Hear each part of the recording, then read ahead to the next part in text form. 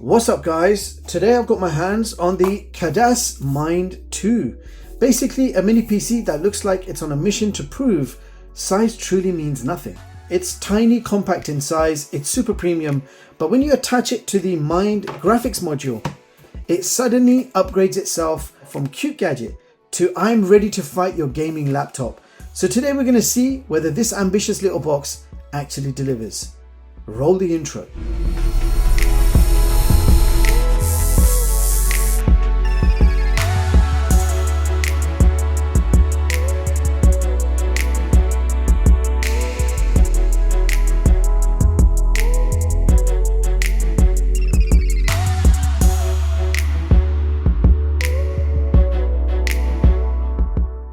Alright, now let's check out the contents of both boxes, starting off with the mini PC itself. So the Khadas Mind, inside you'll get some paperwork.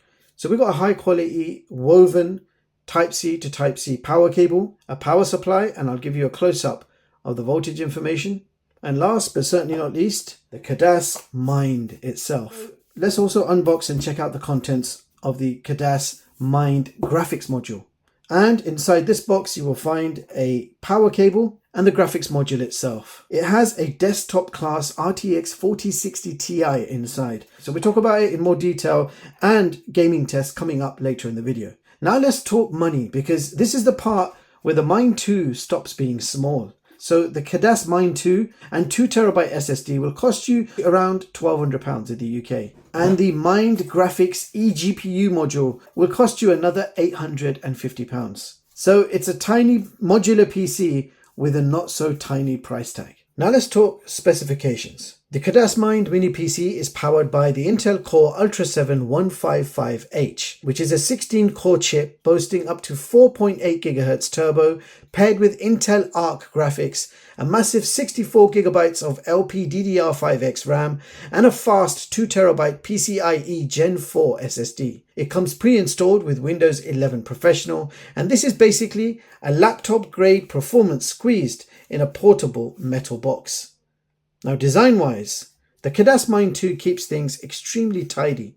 It's so small you can mistake it for a chunky SSD enclosure, but the quality says otherwise. You have a full CNC machined aluminium, slim 20mm profile, and it's barely half a kilo in weight. The Mind 2 looks like someone compressed a Mac Mini down to pocket mode.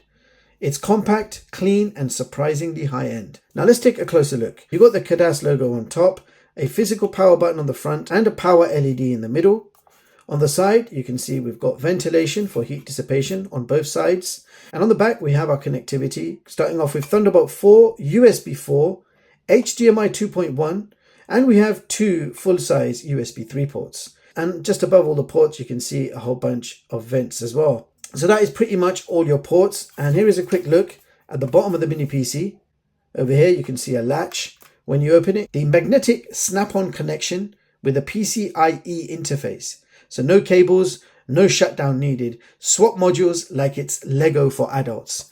It's smooth, clean, futuristic, and dangerously addictive. Now Khadas didn't just make this thing small, they made it smart. The Mind 2 includes a 5.55 watt-hour standby battery. So mid-task, if you unplug or if you lose power, it will automatically go to sleep. It can then hold that standby sleep state for up to 25 hours. And when you need to wake it up, it takes 2 seconds to wake up. This thing survives unplugging better than some laptops survive being on charge. Let's quickly talk about the Khadas Mind graphics. So this is an eGPU, it's called the Mind Graphics module, which is basically the DLC pack that turns the Mind 2 into the final boss. This module includes a desktop class RTX 4060 Ti with 8 gigs of DDR6 and powered by its own 300 watt GAN PSU. This isn't your average eGPU. It's cleaner, faster, and far less messy than Thunderbolt setups. So I know what Khadas was thinking. Let's turn a mini PC into a part-time gamer. So this mini PC went from doing spreadsheets into running Cyberpunk like it's on a side quest. So if you want higher FPS, smoother editing, or proper AI acceleration, this is the module that delivers. Also, with this Mind graphics attached, you get additional connectivity. So on the front, you can see we've got 3.5mm audio jack, we've got a USB-C port, and a full-size SD card slot. And that's not all. If we look on the back, you've got even more ports to play with. We've got a 2.5 gigabit Ethernet port, 2 HDMI 2.1s and DisplayPort 1.4, and you've got 3 full-size USB 3 ports and power socket. And you still have all of those connections on the back of the main mini PC. So this tiny combo has more ports than some full-size desktops. On the side of the unit, there is a physical power button and what looks like a volume rocker. And on the other side, we have nothing. And here's a quick look at the bottom of the graphics module. So here's the mini PC in action. Small LED power light in the middle. You can hear that fan noise. So if you're right next to the mini PC, you can expect a fan noise of around 42 decibels. So this mini PC comes pre-installed with Windows 11. It is the full version of Windows 11 and has all the apps you would expect to find in Windows, along with access to the Windows App Store. So you can download all your favorite games and apps. Now there is one app pre-installed on the desktop called Mind. And when you open it up, it will let you manage some of the features of this mini PC. At the top, it shows the internal battery percentage. You can decide what happens should you lose power. It is set to hibernate by default, but you can also select use battery or sleep. Now you can also activate smart charging, which helps protect long-term battery health. This feature is off by default. And then you've got an update section over here for drivers, Windows and BIOS updates. Now if we have a quick look at system properties, you can see there the processor Intel Core Ultra 7 155H, clock speed 3.8 GHz, installed RAM 64 gigs and 63.6 is usable. It's a 64-bit operating system, Windows 11 Home. The product does come activated and ready to use.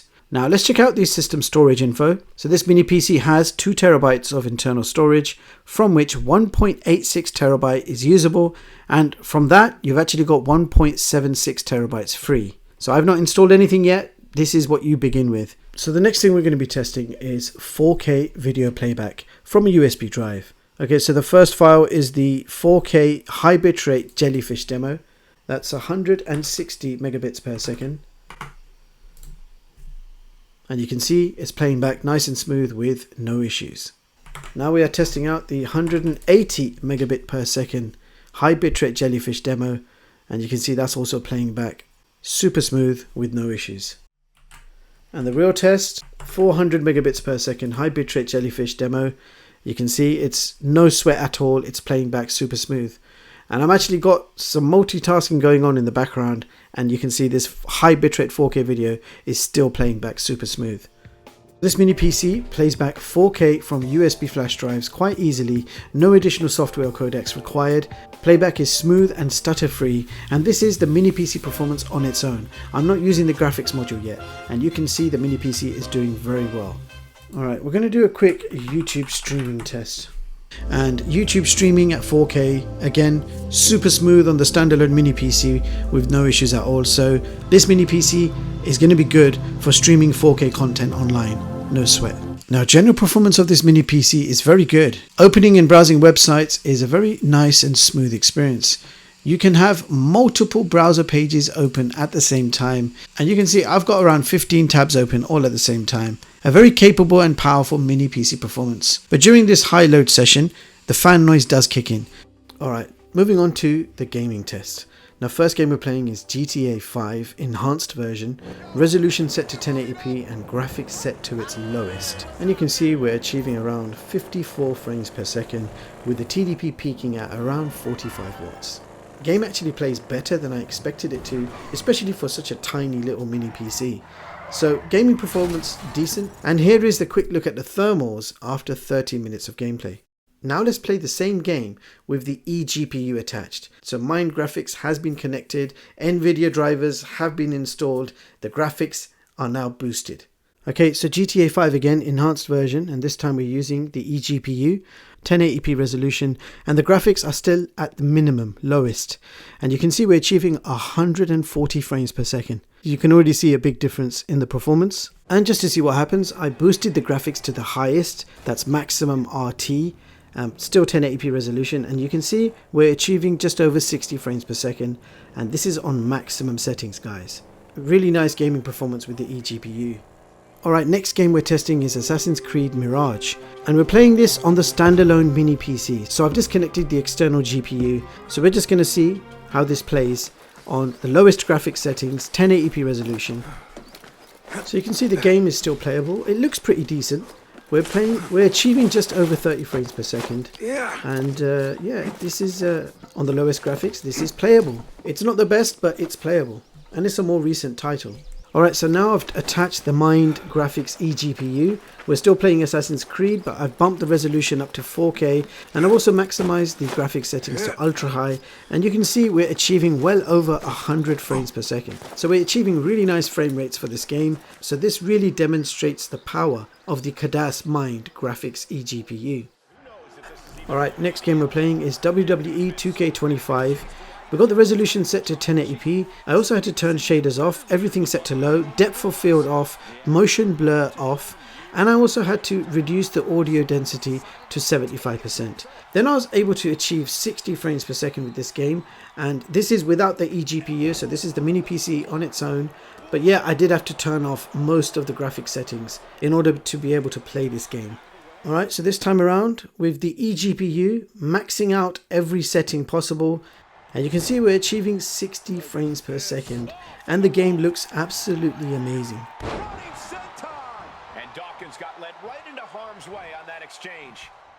So after playing a whole bunch of games, here is a quick check of the thermals. You can see the temperatures here for both the CPU and GPU. Alright, so we're moving on to the benchmark, starting off with Geekbench single core score 2411 and multi-core score of 12,066. And in the Antutu benchmark test, this mini PC achieves 1.07 million. And in 3D Mark Time Spy, we achieved 3655. And in 3D Mark Firestrike, we've achieved a total score of 7839. So to see how this mini PC stacks up against the other mini PCs of this year, here is my top performing mini PC chart of 2025, ranking all the best mini PCs and handhelds by Geekbench multi-core scores. So higher the score, higher the position. Simple as that.